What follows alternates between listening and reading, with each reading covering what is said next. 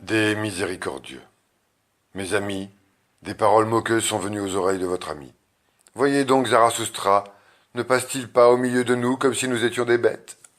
Mais, vaudrait mieux dire, celui qui cherche la connaissance passe au milieu des hommes, comme on passe parmi les bêtes.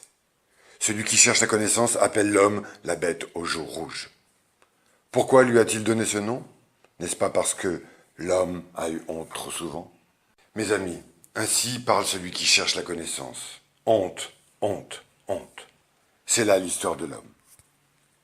Et c'est pourquoi l'homme noble s'impose de ne pas humilier les autres hommes. Il s'impose la pudeur de tout ce qui souffre. En vérité, je ne les aime pas. Les miséricordieux qui cherchent la béatitude dans leur pitié. Ils sont trop dépourvus de pudeur.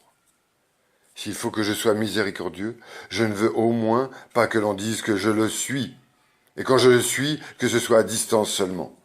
J'aime bien aussi à voiler ma face et à m'enfuir avant d'être reconnu. Faites de même, mes amis. Que ma destinée m'amène toujours sur mon chemin de ceux qui, comme vous, ne souffrent pas, et de ceux aussi avec qui je puisse partager espoir, repas et miel. En vérité, j'ai fait ceci et cela pour ceux qui souffrent, mais il m'a toujours semblé faire mieux quand j'apprenais à mieux me réjouir. Depuis qu'il y a des hommes, l'homme s'est trop peu réjoui.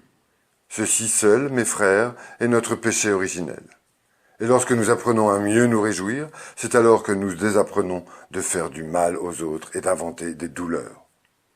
C'est pourquoi je me lave les mains quand elles ont aidé celui qui souffre. C'est pourquoi je m'essuie aussi l'âme.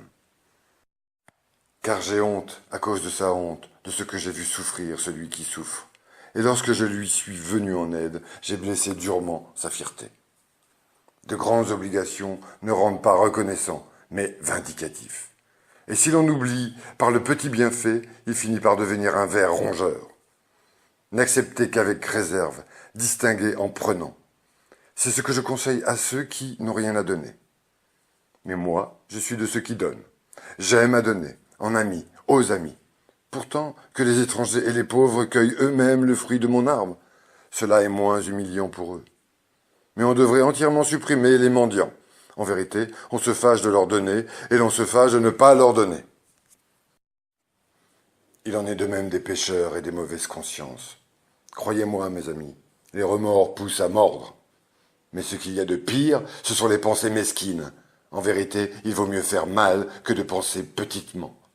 Vous dites, il est vrai, la joie des petites méchancetés nous épargne maintes grandes mauvaises actions. Mais en cela, on ne devrait pas vouloir économiser. La mauvaise action est comme un ulcère. Elle démange et irrite et fait irruption. Elle parle franchement. Voici, je suis une maladie. Ainsi parle la mauvaise action. Ceci est sa franchise. Mais la petite pensée est pareille aux champignons. Elle se dérobe et se cache et ne veut être nulle part. Jusqu'à ce que tout le corps soit rongé et flétri par les petits champignons. Cependant, je glisse cette parole à l'oreille de celui qui est possédé du démon. Il vaut mieux laisser grandir ton démon, pour toi aussi il existe un chemin de la grandeur. Hélas, mes frères, chez chacun, il vaudrait mieux ignorer quelque chose, et il y en a qui deviennent transparents pour nous. Mais ce n'est pas encore une raison pour que nous puissions pénétrer leurs desseins. Il est difficile de vivre avec les hommes puisqu'il est difficile de garder le silence. Et ce n'est pas envers celui qui nous est antipathique que nous sommes le plus injustes, mais envers celui qui ne nous regarde en rien. Cependant, si tu as un ami qui souffre, sois un asile pour sa souffrance, mais sois en quelque sorte un lit dur, un lit de camp. C'est ainsi que tu lui seras le plus utile. Et si un ami te fait du mal, dis-lui, je te pardonne de ce que tu m'as fait. Mais que tu te le sois fait à toi, comment saurais-je pardonner cela? Ainsi parle tout grand amour. Il surmonte même le pardon et la pitié. Il faut contenir son cœur, car si on le laisse aller, combien vite on perd la tête. Hélas, où fit-on sur la terre plus de folie que parmi les miséricordieux? Et qu'est-ce qui fit plus de mal sur la terre que la folie des miséricordieux? Malheur à tous ceux qui aiment sans avoir une hauteur, qui est au-dessus de leur pitié.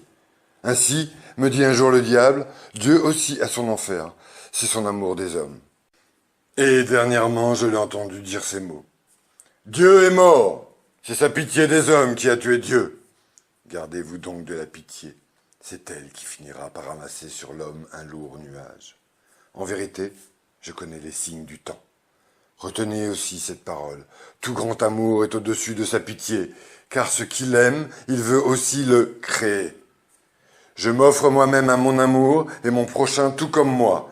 Ainsi parlent tous les créateurs.